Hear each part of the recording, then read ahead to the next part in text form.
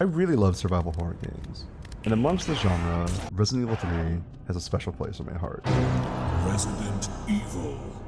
For me, it's the one where the genre finally clicked. It's one of the first survival horror games I found myself replaying once I'd gotten through it. This is what you get for trying to oppose me! I replayed a lot.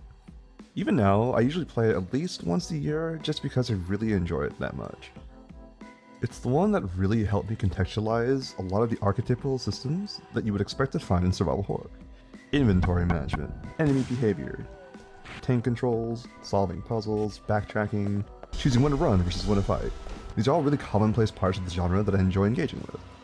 One of the bigger things you need to be good at, though, to be successful in the survival horror game genre is navigation. Even more so when your game has fixed camera angles and expects you to backtrack a lot.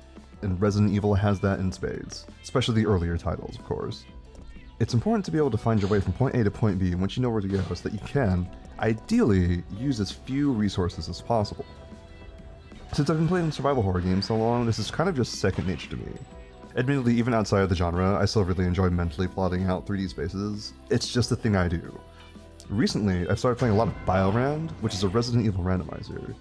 Even with door randomization on though, I can still get by pretty well. Not perfectly, and that's part of the point of a randomizer.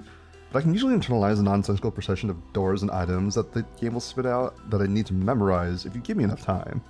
One of the things I've never had to do in survival horror is make my own map. Usually the level isn't complex enough to warrant one, or you'll have a good enough map in-game to get by. I have friends who have trouble navigating these kinds of games, and I've heard stories of people making their own maps to use not just in survival horror, but other genres as well. RPGs, point-and-click adventure games, survival crafters, you get the idea. Given the randomized nature of BioRand, and having my own personal curiosity of what it's like to make a map while actively playing, I thought it'd be fun to finally make my own.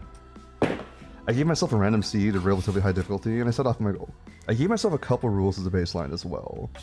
1, I would make sure to exhaust every path that I could. 2, I would try to solve every puzzle I came across. This would necessitate finding key items and bringing them to their corresponding locations.